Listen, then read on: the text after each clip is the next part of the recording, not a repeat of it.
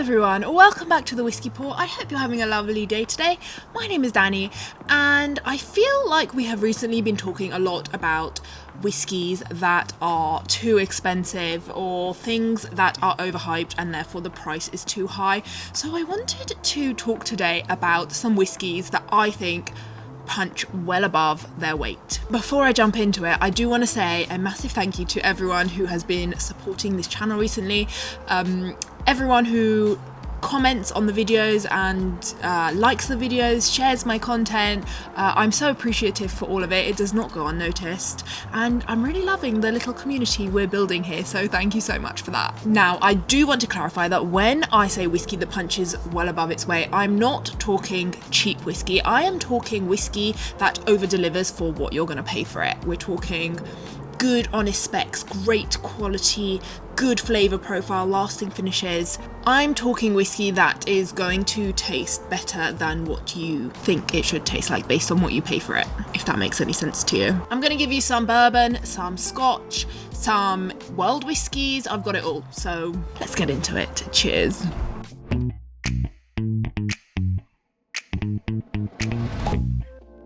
Now, you will have heard me talk about some of these before, and there's a good reason for that. These are all bottles that I do really, truly love, and talking of bottles that I continuously bang on about, let's start with Wild Turkey Rare Breed. Now, this is a barrel-proof bourbon. It's typically 112 to 117 proof, but it does vary by batch.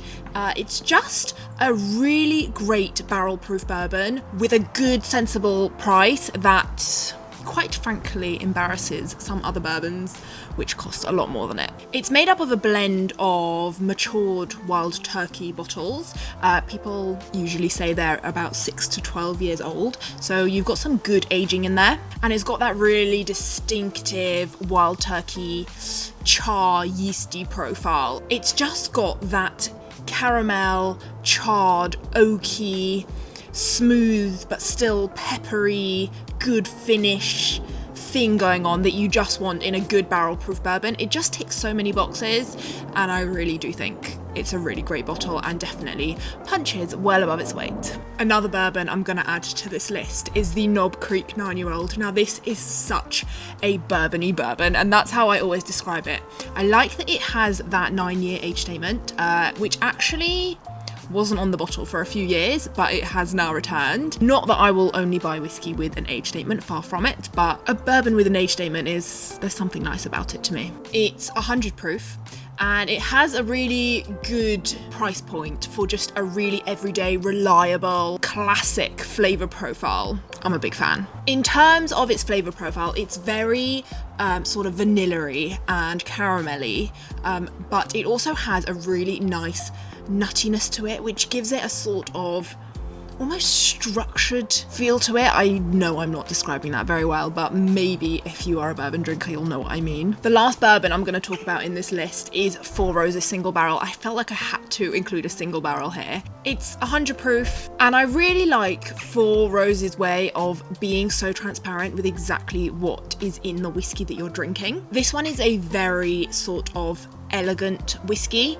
It's very light and fruity. There's good vanilla and some gentle rice spice in there. Definitely one of my go-tos. You also might know that I love a single barrel whiskey. I just find it exciting that you can taste exactly what the character of that specific barrel only was about. I just think there's something really fun about that, and obviously this whiskey ticks that box. Obviously there are a lot of very overhyped single barrel whiskies out there, and this is one that I think actually for the price point it works. Really good whiskey actually, and I recommend you try it. If we move on to Scotch, I want to talk about Bunnahabhain 12. Now, you might know this is produced on Islay, but this is not a peated whiskey. This whiskey is bottled at 46.3%. It's non-chill filtered, it has natural colour. They use bourbon and sherry casks for this one. It's got a very sort of almost chewy texture and a really nice depth. It has a really nice, gorgeous richness to it. You get a lot of those sort of dried, sticky fruits, that really sort of deep caramel, almost chocolatey, dark chocolatey note on there. But I really like the Bunnahabhain also has that really nice coastal salinity, slightly salty note. So it has that really nice Islay salty thing going on without it being peated. It's just a really, really nice, underrated whiskey, which if you want to try something with that Islay style without the smoke, go for this one. Another really, really great Scotch is the Glenfarclas 15. Now this is a family run distillery. It's got that magical, traditional, old school feel to it, and I really, really love that about Glenfarclas. The 15-year-old is bottled at 46% ABV. It's a really typical sherried style whiskey, that very Christmassy feel, and in my opinion it's priced well below its flavour profile / age. This whiskey tastes like fruit cake and dried sticky dates and figs, and it's got a really, really nice Christmas spice on the end, so think cinnamon and nutmeg and cloves. It's just really, really good, and even thinking about this makes me excited for the Christmas winter cozy season. If you're someone who's tempted by Macallan, and there's nothing wrong with Macallan, but if you want something similar in style to Macallan, that very, very sherry typical style, and you don't want to pay Macallan pricing, I'd say the Glenfarclas 15 is something to consider, because you're going to get that richness with those sweet sticky notes. Check it out if that sounds like something you might enjoy. The next whiskey I'm going to talk about is a smoky Islay whiskey. I've already given you a non-smoky Islay whiskey, but this time I'm going to include Ardbeg 10-year-old. Now I am a big fan of Ardbeg, quite a few of their bottles, but this one is 46% ABV. It's non-chill filtered. It's matured in ex-bourbon casks, so it has that really nice smoky Ardbeg character, that sort of salty, briny, bonfirey smoke, but it also has a really nice sweetness underneath from that bourbon cask. This bottle feels like very, I would describe it as clean peat.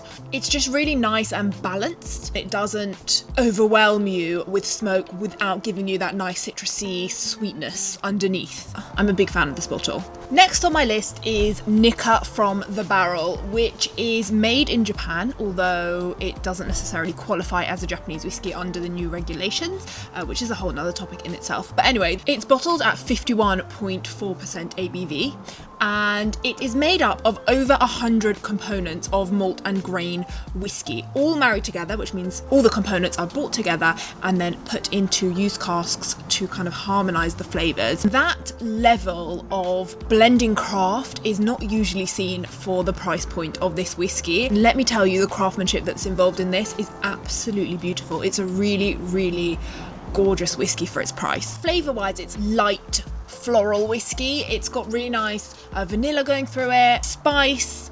It's got citrusy notes on there. Definitely drinks bigger than its price, I'd say. The last one I want to talk about is actually an Indian whiskey, and it's going to be Amrut Fusion. Now, I have been on my Indian whiskey journey lately, which you might know if you follow my page on Instagram. But Amrut Fusion is one of those bottles that really just tastes special.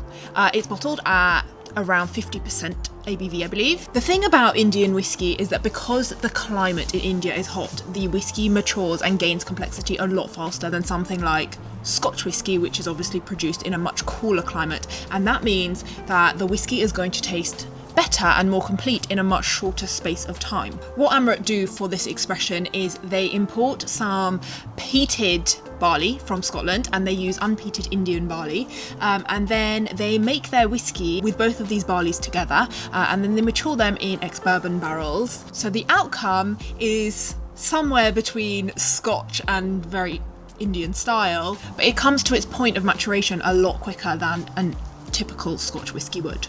Fusion is a very almost tropical, very bright tasting whiskey. It's got all those sort of mango papaya kind of notes, but with also a subtle amount of smoke from that peated barley from Scotland. Really nice spice on the finish as well. It's just a really nice, well-rounded. You can see the attention to detail in this whiskey. If you've tried it, you'll know what I mean. So there you go, guys. That was 8 whiskies that I think punch well above their weight. My question, of course, to you is, tell me whiskies that you think punch well above their weight. What whiskies drink more expensive than they are in reality? Obviously, for obvious reasons, I'd love to hear in the comments. And I'm sure some of you will be reading these comments too, and probably getting good use out of them. Anyway, I hope you have a good rest of your day. I'll see you on the next one. Follow for more.